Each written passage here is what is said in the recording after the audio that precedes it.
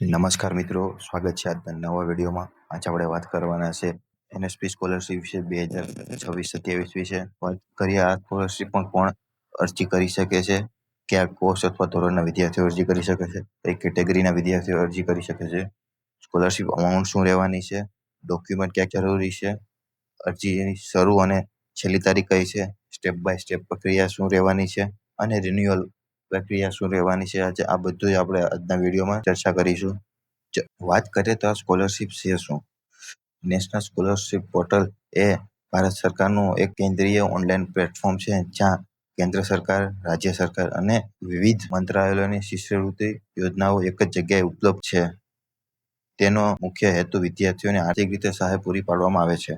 પ્રક્રિયાને પારદર્શક બનાવવા માટે ડાયરેક્ટ બેનિફિટ ટ્રાન્સફર દ્વારા શિષ્યવૃત્તિ રકમ સીધી વિદ્યાર્થીઓના બેંક ખાતામાં જમા કરવામાં આવે છે.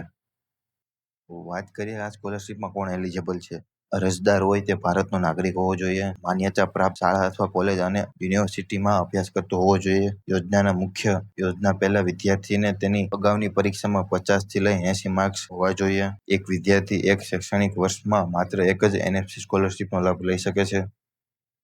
વાત કરીએ કયા કોર્સ અને ધોરણના વિદ્યાર્થીઓ આ સ્કોલરશિપમાં અપ્લાય કરે છે. એનએફસી છે ધોરણ 1 થી લઈને પીએચડી સુધીના વિદ્યાર્થીઓને સ્કોલરશિપ પ્રોવાઈડ કરે છે. વિવિધ યોજનાઓ ઉપલબ્ધ છે.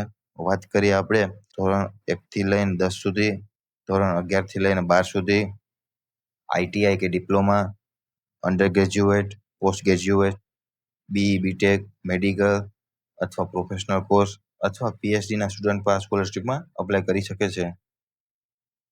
વાત કરીએ કઈ કેટેગરી માટે આ સ્કોલરશિપ છે. એનએસપી એ નીચેની આપેલી બધી જ કેટેગરીઓમાં વિદ્યાર્થીઓને અપ્લાય કરી શકે છે, જેમ કે SC, ST, OBC, minority, EWS અથવા ઈબીસી અને પીડબ્લ્યુડી એટલે કે દિવ્યાંગ વિદ્યાર્થીઓ પણ આ સ્કોલરશિપમાં અપ્લાય કરી શકે છે. વાત કરીએ વાર્ષિક આવક એટલે કે ઇન્કમ લિમિટની, તો વાત કરીએ પ્રી મેટ્રિકની, તો તેની વાર્ષિક આવક 1 લાખ થી લઈને 2 લાખ સુધીની હોવી જોઈએ. પોસ્ટ મેટ્રિકની વાત કરીએ તો 2 લાખ થી લઈને 2.5 લાખની વાર્ષિક લિમિટ હોવી જોઈએ. સેન્ટ્રલ સેક્શન સ્કીમ અંડરમાં આવતા તેની વાર્ષિક આવક 4.5 લાખ કરતા ઓછી હોવી જોઈએ. અને એસટી સ્ટોપ ક્લાસની એજ્યુકેશન તેની વાર્ષિક આવક 8 લાખ કરતા ઓછી હોવી જોઈએ. વાત કરીએ સ્કોલરશિપ અમાઉન્ટની. પ્રી મેટ્રિક સ્કોલરશિપ એટલે કે ધોરણ 1 થી લઈને 10 ના વિદ્યાર્થીઓને 1 થી લઈને 5,000 સુધીની વાર્ષિક સ્કોલરશિપ આપવામાં આવે છે. વાત કરીએ પોસ્ટ મેટ્રિકની, તો 11 થી લઈને સ્થાનાંતર એટલે ગ્રેજ્યુએટ સુધીના વિદ્યાર્થીઓને 3,000 થી લઈને 12,000 સુધીની સ્કોલરશિપ આપવામાં આવે છે. વાત કરીએ ટેકનિકલ અને કેટલાક પ્રોફેશનલ કોર્સ જેમ કે અંડર ગ્રેજ્યુએટ અને પોસ્ટ ગ્રેજ્યુએટ, તેને 20,000 થી લઈને 50,000 સુધીની સ્કોલરશિપ આપવામાં આવે છે. અને કેટલીક સ્કોલરશિપમાં સંપૂર્ણ ટ્યુશન ફી અને હોસ્ટેલનો ખર્ચ પણ આપવામાં આવે છે. વાત કરીએ જરૂરી ડોક્યુમેન્ટની, તો આમાં તમારું આધાર કાર્ડ, આવકનું પ્રમાણપત્ર, જાતિનું પ્રમાણપત્ર, છેલ્લી પરીક્ષાની માર્કશીટ, બેંક પાસબુક, ફીની રસીદ, બોનોફાઇડ સર્ટિફિકેટ અને તમારો પાસપોર્ટ સાઇઝનો ફોટો એટલા ડોક્યુમેન્ટ તમારે જરૂરી રહેવાના છે. વાત કરીએ અરજીની શરૂની તારીખ અને છેલ્લી તારીખની. 2026 માટે એનએસપી સ્કોલરશિપ પોર્ટલ ચાલુ થઈ ગયું છે. 1 જૂનથી ચાલુ થઈ ગયું છે અને પ્રી મેટ્રિક વિદ્યાર્થીઓ માટે છેલ્લી તારીખ 31 ઓગસ્ટ 2026 રહેવાની છે અને પોસ્ટ મેટ્રિક અને અન્ય સ્કોલરશિપ માટે પણ સેમ જ તારીખ રહેવાની છે. 31 ઓગસ્ટ સુધી તમે આ સ્કોલરશિપમાં અપ્લાય કરી શકો છો. વાત કરીએ સ્ટેપ બાય સ્ટેપ અરજી પ્રક્રિયાની, તો તમારે પહેલા તો ઓટીઆર આઈડી બનાવવાની રહી છે, જે તમે ઓટીઆરના પ્લેટફોર્મ પર જઈને બનાવી શકો છો. ઓટીઆર વડે તમે લોગિન કરો, તમારી સ્કોલરશિપ પસંદ કરો, એપ્લિકેશન ફોર્મ ભરો, ડોક્યુમેન્ટ સારી રીતે અપલોડ કરો, ફાઇનલ સબમિટ પછી તમારું એપ્લિકેશનની પ્રિન્ટ સાચવીને રાખો તમારી પાસે. વાત કરીએ મેરિટ લિસ્ટ કઈ રીતે બહાર પાડવામાં આવે. મેરિટ લિસ્ટ એ વિદ્યાર્થીના માર્ક્સ અને પરિવારની આવક આધારે તૈયાર કરવામાં આવે છે. જો બે વિદ્યાર્થીઓના માર્ક્સ સમાન હોય તો ઓછી આવકવાળા વિદ્યાર્થીઓને વધારે પ્રાયોરિટી આપવામાં આવે છે. વાત કરીએ રિન્યુઅલ પ્રક્રિયાની, તો નવા રજિસ્ટ્રેશનની જરૂર પડતી નથી. આ રિન્યુઅલ પ્રક્રિયામાં અગાઉની એપ્લિકેશન આઈડી દ્વારા તમે તે સ્કોલરશિપને બીજા વર્ષે ફરી એકવાર રિન્યુ કરાવી શકો છો. અગાઉના વર્ષમાં તમારે ઓછામાં ઓછા 50 માર્ક્સ કરતાં વધારે માર્ક્સ આવ્યા હોય તો તમે આ સ્કોલરશિપમાં અરજી કરી શકો છો.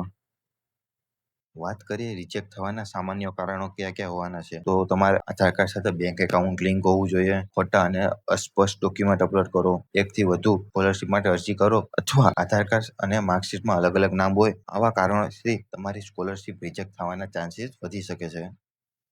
વાત કરીએ વારંવાર પૂછાતા પ્રશ્ન, જનરલ કેટેગરીના વિદ્યાર્થીઓ આ સ્કોલરશિપમાં અરજી કરી શકે. તો હા વિદ્યાર્થી મિત્રો, જનરલ કેટેગરીના વિદ્યાર્થીઓ આ સ્કોલરશીપમાં અપ્લાય કરી શકે છે. OTR નંબર શું છે? OTR નંબર એ વન ટાઈમ રજિસ્ટ્રેશન નંબર છે, જે એક વખત બનાવવામાં આવે છે. રિન્યુઅલ માટે ફરી રજિસ્ટ્રેશન કરાવવું પડે છે. તો ત્યાં વિદ્યાર્થી મિત્રો તમારે રિન્યુઅલ કરાવવા માટે ફરીથી રજિસ્ટ્રેશન કરાવવાની કોઈ જરૂર નથી. વાત કરીએ મહત્વની ટિપ્સ. અરજી કરવા પહેલા શું તમારે ધ્યાન રાખવું જોઈએ તેની વાત કરીએ આપણે. છેલ્લી તારીખની રાહ ન જુઓ વિદ્યાર્થી મિત્રો. પહેલી અરજી કરો. આધાર, બેંક અને માર્કશીટના નામ એક સરખું હોવું જોઈએ. બધા ડોક્યુમેન્ટ સ્પષ્ટ સ્કેન કરો. બેંક ખાતું આધાર સાથે લિંક હોવું જરૂરી છે.